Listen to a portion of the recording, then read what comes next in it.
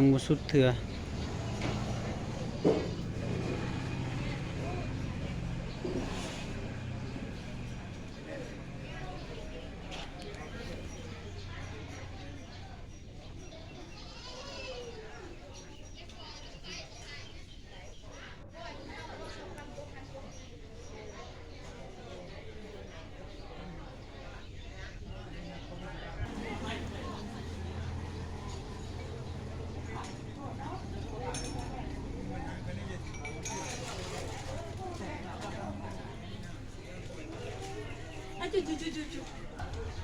เก็บไปกันดีนะ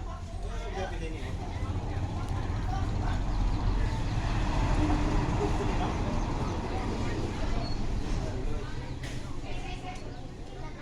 คือนี่ว่าเป็นวันนอนเปรต มันมีไฟเผามันว่าเขาเผาให้มันว่า เป็นวันนอนมันเหรอนี่ว่าหมกกัดออกมา บุกัดเหรอ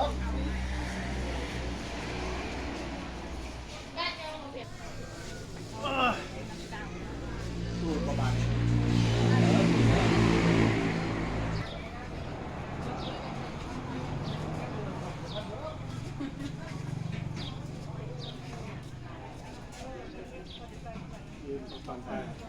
มันตัวยั่วตัวมันแค่โตแค่กับตัวเองน้องบุตรเห็ดบ่ได้บอกเพื่อนเอาผมมาอะไรดูมาก่อนอ่ะ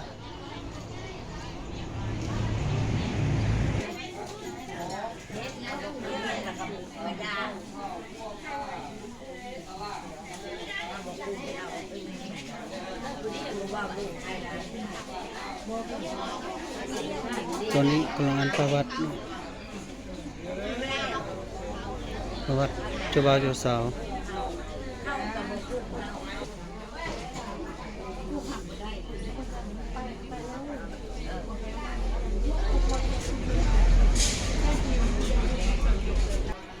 ผู้กองปทุมมาถามเอาให้เอาให้ผมบอก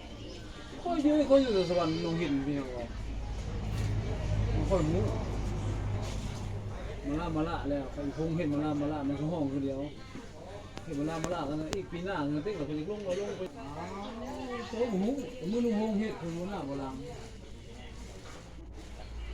ซึ่งเจอลงห้างนอนไม่ได้เห็นพอบอกไม่จีจะมาทางกันเขาก็ได้เฮ็ดไม่จีจะมาทางเขาเฮ็ดกระตูนพวกอาสานั้นอีกฝ่าปืนนะแค่บน เงินนี้เราเฮ็ดมีก็ไม้